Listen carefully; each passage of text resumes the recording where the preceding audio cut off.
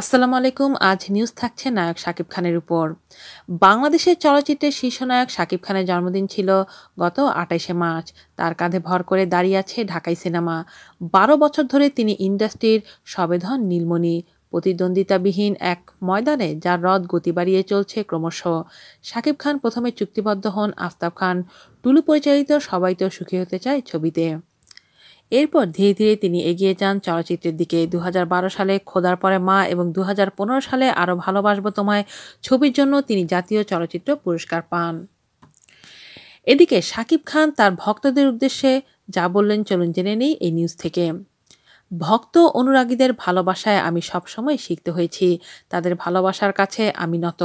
জন্মদিন উপলক্ষে প্রথম প্রহর থেকেই সোশ্যাল মিডিয়া ও মোবাইলে শত শত শুভেচ্ছা বার্তা এসেছে।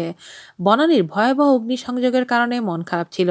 সন্ধ্যায় অফিসে আমার official fans club team Shakib খানের সদস্যদের সঙ্গে কিছু সময় কাটালাম। তারা নিজেদের মতো করে উদযাপন করেছে, তাই তাদের প্রতি ভালোবাসা কৃতজ্ঞতার শেষ নেই। এদিকে শাকিব খান গতকাল রাজধানীর বনানীতে দুপুরে ভয়াবহ অগ্নিকাণ্ডের ঘটনায় যারা মারা গেছেন তাদের প্রতি গভীর শোক প্রকাশ করেছেন। নিহতদের আত্মার শান্তি কামনার পাশাপাশি পরিবার ও পরিজনদের প্রতি গভীর সমবেদনা জানিয়েছেন। সেই সাথে আহতদের দ্রুত সুস্থতা কামনা করেছেন শাকিব খান। আজ এ পর্যন্তই। আল্লাহ হাফেজ।